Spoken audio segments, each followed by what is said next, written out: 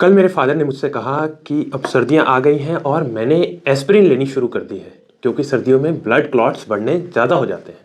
तो मैं काफ़ी कंफ्यूज था और मैं जानता हूँ कि ये कन्फ्यूज़न काफ़ी लोगों में रहती है। तो आज हम इसको दूर करने वाले हैं। हम जानेंगे कि क्या सर्दियों में ब्लड क्लॉट्स होने का खतरा बढ़ जाता है और क्या हमें सर्दियों में अपने आप से एस्पिरिन लेना शुरू कर देना चाहिए टू प्रिवेंट ब्लड क्लॉट्स।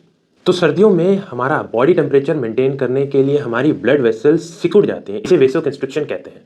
और जब वेसो कंस्ट्रिक्शन होती है तो ब्लड वेसल्स में ब्लड का फ्लो स्लो हो जाता है, जिसके कारण ब्लड क्लॉट बढ़ने का खतरा भी थोड़ा बढ़ जाता है। इसी के साथ सर्दियों में हमारी फिजिकल एक्टिविटी भी कम हो जाती है।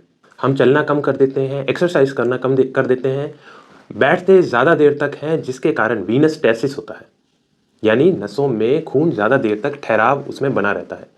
और ये वर्चुअल स्टेरॉयड का एक पार्ट है जिसके कारण ब्लड क्लॉट होने का खतरा बढ़ जाता है।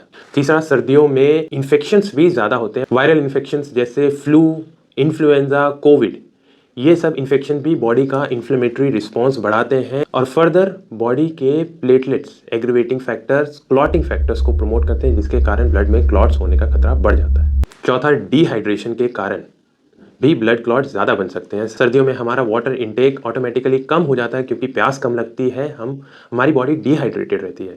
इन शॉर्ट, सर्दियों में होने वाली वेसोकंस्ट्रिक्शन, लो फिजिकल एक्टिविटी, डिहाइड्रेशन और वायरल इन्फेक्शन से ब्लड क्लॉटिंग का रिस्क थोड़ा बहुत बढ़ जाता है। लेकिन अगर आप हेल्दी इंडिविजुअल्स हैं तो आप में यह खतरा बहुत ज़्यादा नहीं होता। तो क्या हमें एस्पिरिन लेनी शुरू कर देनी चाहिए?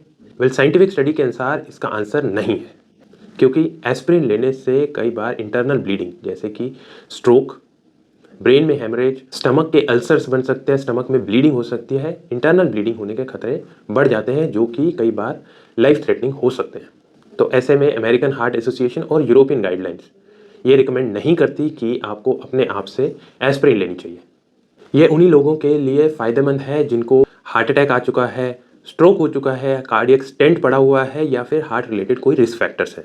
तो सर्दियों में ब्लड क्लॉट को प्रिवेंट करने के लिए हमें क्या करना चाहिए? तो 30 टू 40 मिनट्स डेली वॉक करनी है, फिजिकल एक्टिविटी करनी है, 2 से 3 लीटर तक पानी पीना है। इन्फेक्शन के रिस्क को कम करने के लिए इन्फ्लुएंजा, फ्लू वैक्सीनेशन करवाएं। अपने बीपी, शुगर्स, कोलेस्ट्रॉल को मैनेज रखें। लॉन्ग ट्रैवल करते समय लेग की एक्सरसाइज करते रहें, बीच बीच में ब्रेक लें। और अगर आप स्मोकिंग करते हैं तो यही सबसे सही समय है इसको क्विट करने का।